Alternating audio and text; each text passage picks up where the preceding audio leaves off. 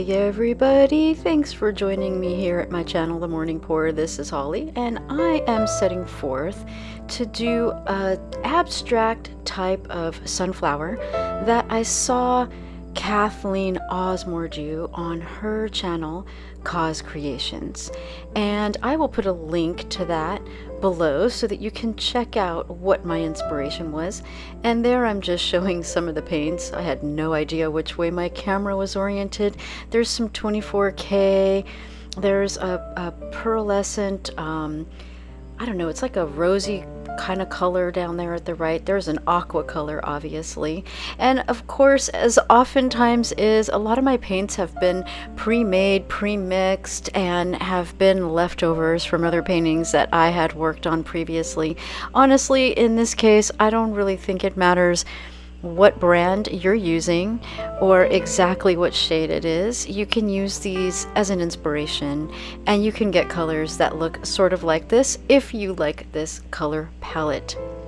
So I'm going to start by putting this lighter aqua color in a little bit of a U-shaped line, and then I'm going to follow suit with my additional colors.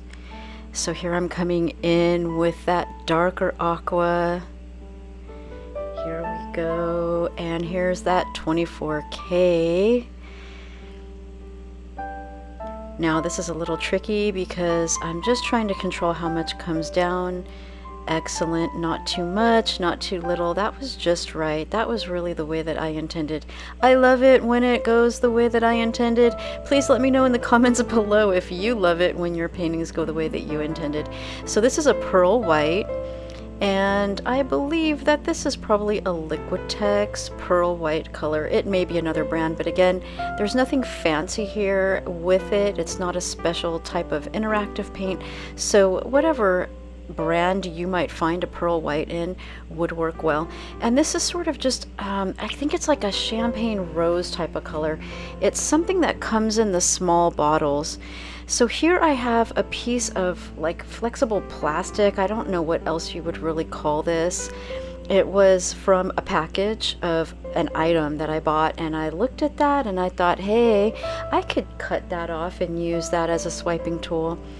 But what I'm not really realizing, I'm starting to kind of figure out as I'm drawing this through the paint, is I'm starting to suspect that maybe the shape I have cut might be a little bit too large for the size canvas that I have. And in actuality, the amount of paint that I have down might actually be a little bit too wide for the size of the canvas. I think what I have set forth would have probably been perfect, sorry, if my canvas were a little bigger and if that still was the size that I had laid down. I'm starting to see as I move across the canvas with each swipe that it's starting to look a little bit more like my suspicion about the size being too big is probably accurate. This is starting to look a little bit to me like I'm not sure if this is really going to work out for this size of canvas. But given that this is my first attempt at this, I guess I can't be terribly disappointed, right? A lot of times when I try a new technique in fluid art or acrylic pouring, whatever name you like to refer to it by, well, let's just say first time out of the gate usually doesn't work out too well for me. So if you can understand that and relate to it, maybe give this video a thumbs up. I appreciate you giving a thumbs up, maybe leaving me a comment below, and consider subscribing if you find my content to be valuable. So here I'm just coming back through, just seeing if I can make this look a little bit better.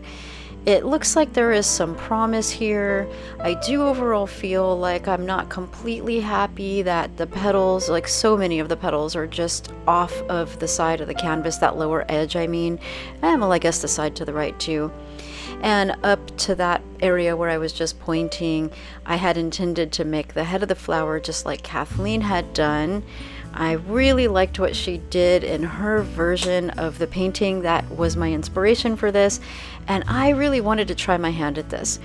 But as I'm progressing, I'm suspecting with more and more sinking feeling certainty that I'm not going to be able to pull what I had intended to with the size of the canvas that I've got going in a way that's going to really work. But I'm still taking a couple stabs at it by attempting to bring a little bit more of the black through the petals to give them just a little bit more distinction.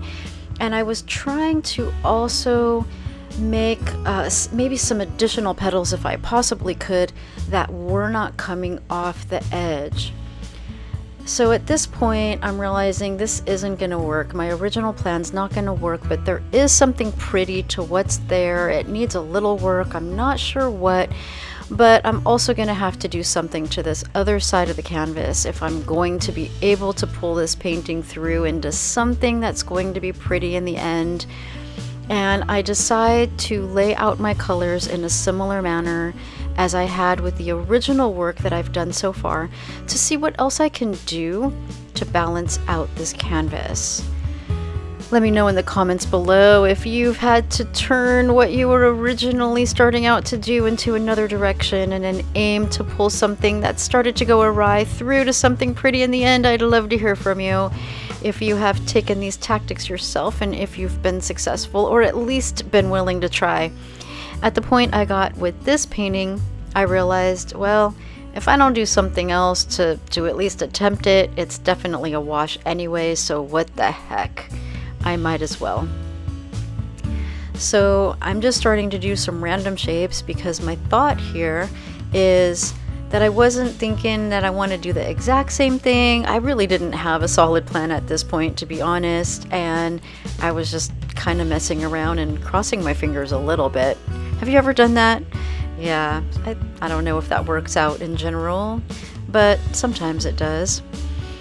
So I'm obviously not liking this. That looks like an epic train wreck. And at this point, I'm pretty frustrated.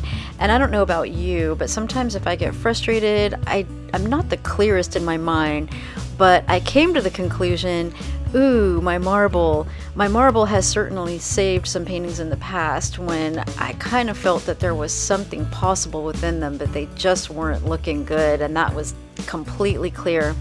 And the marble really has saved the day for me on a couple of those.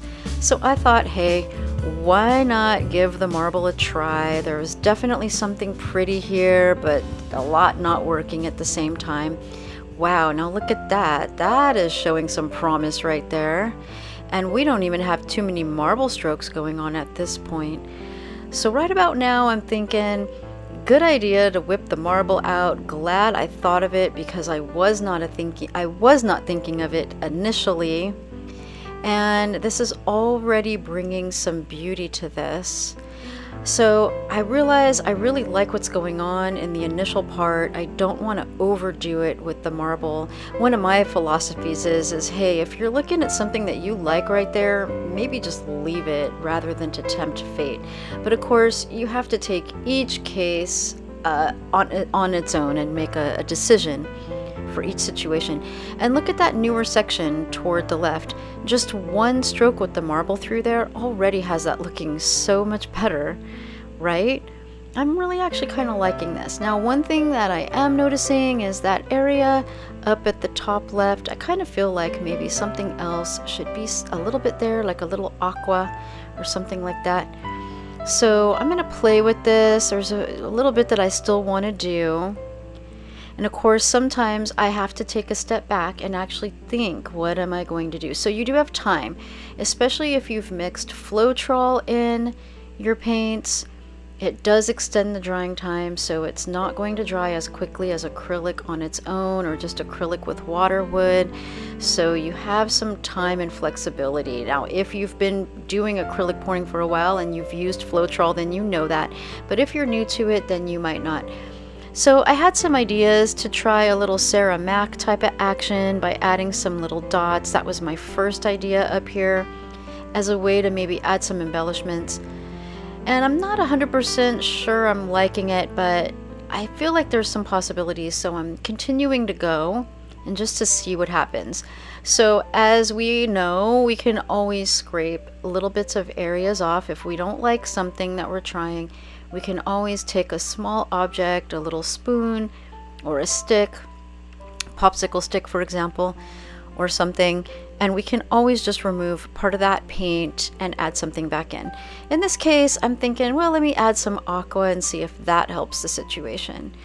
So I'm thinking, well, this is kind of cool, but I don't know, it's not exactly what I had in mind. I feel like it's adding something, but I also feel like it's just detracting and pulling my eye up to those spots rather than having my eye flow around the whole entire composition.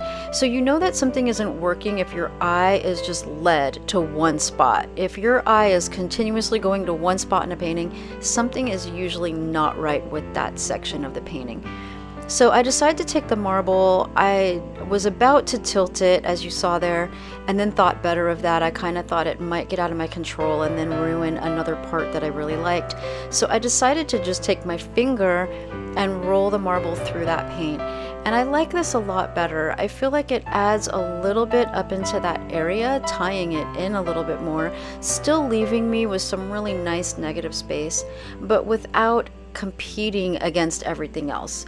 The dots that I had before, I felt like rather than adding to the cohesive composition as a whole and allowing my eye to flow from one part to the next, was just really yanking my eyes right to that spot. You don't usually want that in a painting unless you have a particular reason for doing so. And here are the close-up shots, and just up ahead will be the displayed results. So thank you for being here. Thank you for enjoying this, and just take a relaxing few moments to look at these beautiful close-up details. I love so many of the beautiful lines and shapes and cells. It's absolutely beautiful. This has actually turned out to be one of my favorite paintings that I've done.